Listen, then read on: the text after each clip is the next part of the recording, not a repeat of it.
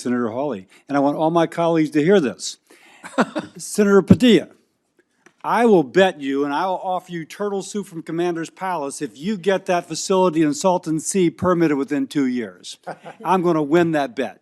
Because part of the problem is we can't get permitting for this sort of activity, and the idea that Californians are going to kill a bunch of desert turtles, if they do, ship them to Commanders, and I'll make your soup for you. Okay, but I'm going to win that bet, brother. We'll see about that. Let's work together on improving that. And Mr. Turk, I always feel like you're straightforward with us. I appreciate that. You look a little older since you were first sworn in, but that's, part of being on the dark side. Listen, since we're talking about the Salton Sea, what about doing a DOE analysis of the Smackover Formation in Louisiana for lithium? It's in Arkansas. Louisiana actually has experience and embraces extraction, and that would be economic development for the same group that Senator Padilla spoke of, as well as the Secretary, for those who, frankly, could have some economic development. So I think we have some money in the bipartisan infrastructure bill for that. If y'all could explore that, that would be fantastic. Happy to talk to you and happy to explore that. I think there's a lot of exciting opportunities out there. One of the things I'm most excited about, and thanks for the nice words as well, I do feel older, as my kids remind me of on a daily basis. We've got an effort in our Fossil Energy and Carbon Management Office to work on some analysis, do some real research with our labs on mine of the future. How can we take all the technology that we've learned over many, many years, apply it to extract responsibly in an environmental way and responsibly for the communities in which those mines are located, do it with a smaller footprint? I think it's incredibly exciting, but happy to look into the particular project that you mentioned. That's great. Now, related not to this committee, but to what you just said, there is a DOE, and by the way, this will be a little bit off topic, but it's related to what you just said.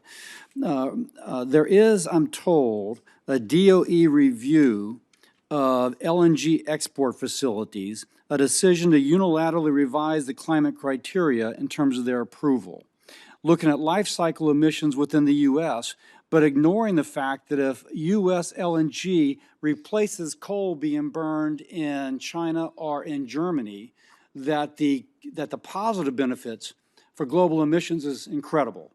Incredible. Whatever increased life cycle emissions you find here in the U.S. by scrutinizing closely, it is overwhelmingly overwhelmed by replacing coal burning in other countries. Now, you just mentioned being driven by science. Would you agree with the statement I just made? So as you know, Senator, and I know it's off topic, but happy to talk about this and happy to have a further conversation with you on our authorities for liquefied natural gas, LNG. It's a public interest determination.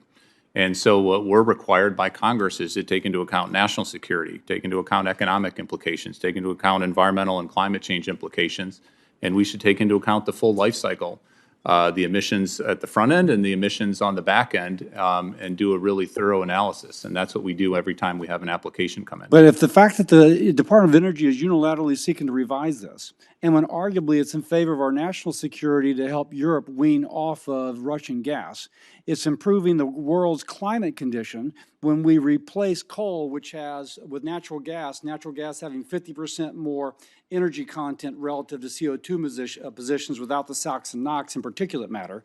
And it helps our economy by creating jobs for the American people as well as an overall larger GDP for us all. I'm not sure where the impetus comes for this unilateral revision. Except that the administration has had a pattern of doing whatever they can to slow walk LNG export facilities. So let me say two things. One, we take applications as they come and review them thoroughly, as diligently and quickly as we possibly can. Each application is different. Some are easier, some are more challenging along those lines. Now, that's different than what I'm describing. And then secondly, I think we feel the responsibility for the public interest determination in everything we do to continuously update and improve our analysis to make sure we're taking into account all the factors that you mentioned, to make sure we're looking I'm about out of time, but I'll just say that there is a paralysis by analysis. And when quite intuitively everything I said and quite demonstrably everything I just said is absolutely true, the fact that DOE is going to go through a multi-year process of redoing it once more suggests that the paralysis actually is the desired result of the analysis. And I'm not talking, I actually think you're a very reasonable person. I think this is being driven by the political arm. And that political arm is going to sacrifice U.S. national security, U.S. economic interests for the family and for the country, and climate reductions worldwide. With that, I yield.